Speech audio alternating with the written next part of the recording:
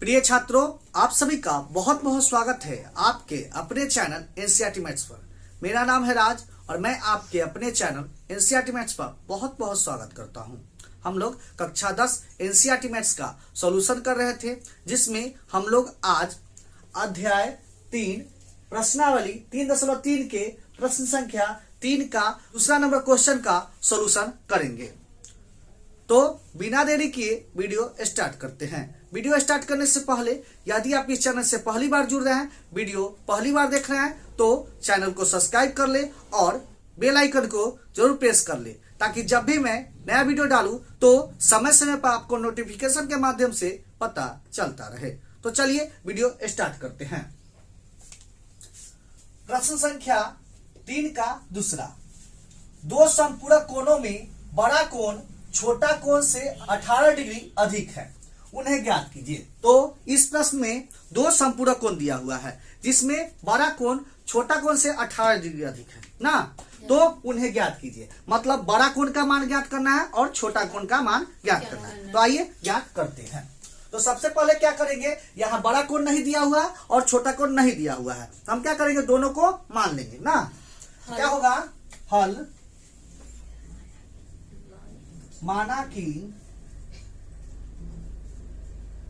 बड़ा कोण बराबर x और छोटा कोण बराबर y हो जाएगा। क्लियर है? तो हम बड़ा कोण मान लिए और छोटा कोण मान लिए। अब चलते हैं प्रश्न से।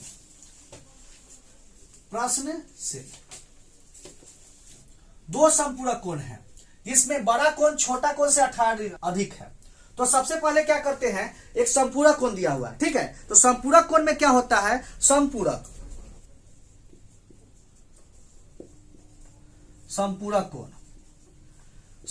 कोण और एक होता है पूरक कोण। पहले पूरक कोण तब समपूरक कोण। पूरक कोण में क्या होता है, दो कोणों का योग बराबर कितना होता है, 90 डिग्री। और समपूरक कोण में क्या होता है, दो कोणों का योग कितना होता है, 180 डिग्री। कितना होता है, 180 डिग्री, ठीक है। पूरक कोण में होता है दो कोणों का योग कितना होता है, 90 डिग्री। और समपूरक कोण में दो कोणों का योग कितना होता है, 180 डिग्री। यही ना होता है। तो यहाँ क्या दिया हुआ है, एक समपूरक कोण दिया हुआ है, ठीक है। यहाँ दो समपूरक कोण है, तो एक समपूरक कोण में क्या हो जाएगा, दो कोणों का योग कितना होता है, 180 डिग्री। तो क्या लिखेंगे प्रश्न से, समपूरक कोण में x plus y equal to 180 degree. Clear है? समपूरक कोण में क्या होता है, दो कोणों का योग कितना होता है, 180 डिग्री। तो इसको क्या मानेंगे, समीकरण फर्स्ट। अब पुनः प्रश्न से चलते हैं। एक समपूरक कोण देख लिए, दूसरा समपूरक कोण में देखते हैं। कह रहा है बड़ा कोण छोटा कोण से 18 डिग्री अधिक है, ठीक है। बड़ा कोण छोटा कोण से 18 डिग्री अधिक है, कहने का मतलब बड़ा कोण बराबर होगा छोटा कोण प्लस 18।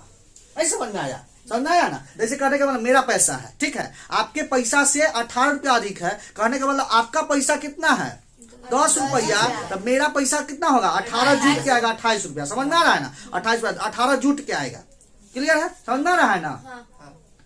क्लियर है? चलिए, तो वही किए। यहाँ बड़ा कोण जो है छोटा कोण से 18 अधिक है, तो क्या किए, छोटा में हम क्या किया, 18 जोड़ दिए। जैसे आपके 10 रुपया में हम क्या किए, 18 जोड़ दिए हैं, तब ना मेरा 28 रुपया हुआ, तो ना वही क्या किए, छोटा में हम 18 जोड़ दिए। इसको क्या करेंगे, समीकरण सेकेंड मान लेंगे। क्या करेंगे, समीकरण सेकेंड मान लेंगे।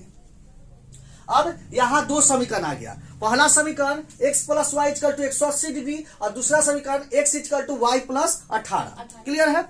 अब यहाँ दो समीकरण आ गया। अब आगे क्या करना है, इस प्रश्न में दिया हुआ है कि इस प्रश्न को प्रतिस्थापन विधि से बनाना है। कौन विधि से बनाना है, प्रतिस्थापन। हम बनाने के लिए कोई विधि से बना सकते थे, लेकिन इस प्रश्न में दिया हुआ है, ऊपर लिखा हुआ है कि इस प्रश्न को प्रतिस्थापन विधि से हल कीजिए, ठीक है। तो यह प्रश्न को क्या चीज का हल करना है, प्रतिस्थापन विधि से। तो क्या करेंगे, इसलिए प्रतिस्थापन विधि से। तो हम लोग जानते हैं प्रतिस्थापन विधि में क्या होता है, एक समीकरण का मान निकालकर x या y का मान निकाल क्या करते हैं, दूसरा समीकरण में रख देते हैं, यही ना करते हैं। एक समीकरण का मान निकालकर x या y का मान निकालकर दूसरा समीकरण में रख देते हैं। तो यहाँ भी यही करेंगे। तो देखिए हम पहले से ही x का मान निकला हुआ है, ठीक है। तो यह x का मान कहाँ रख देंगे, समीकरण फर्स्ट में रख देंगे तो मान निकल जाएगा, ठीक है। क्या लिखेंगे, x का मान समीकरण फर्स्ट में रखने पर, समीकरण फर्स्ट क्या दिया हुआ है, x plus y equal to 180 degree, यही ना दिया हुआ है।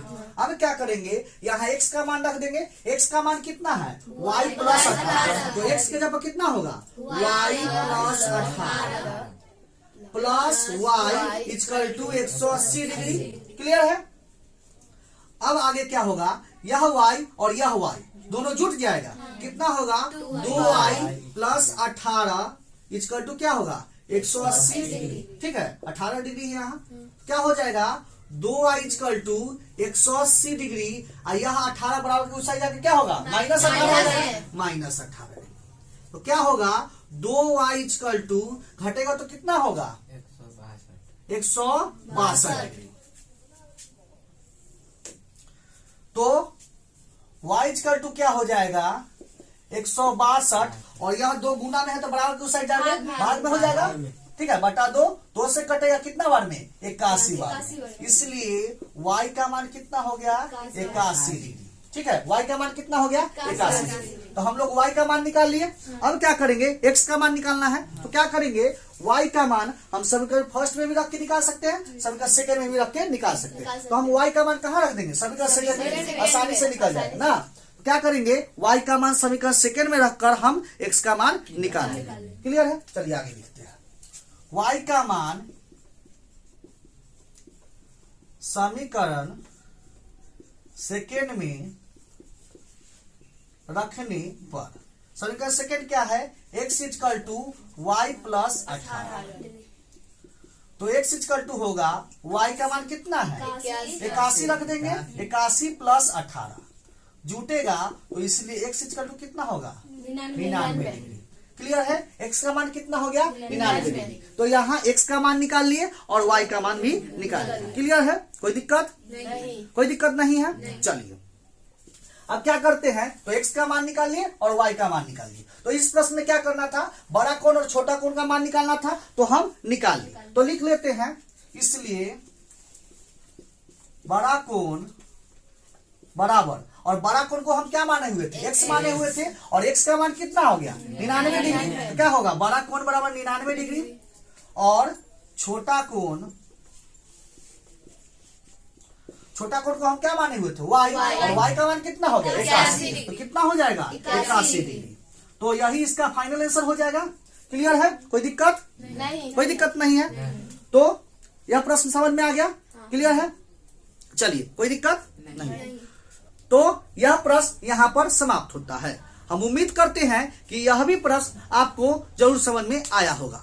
यदि क्वेश्चन समझ में आया है तो वीडियो को लाइक करें और ज्यादा से ज्यादा अपने दोस्तों के पास शेयर जरूर करें।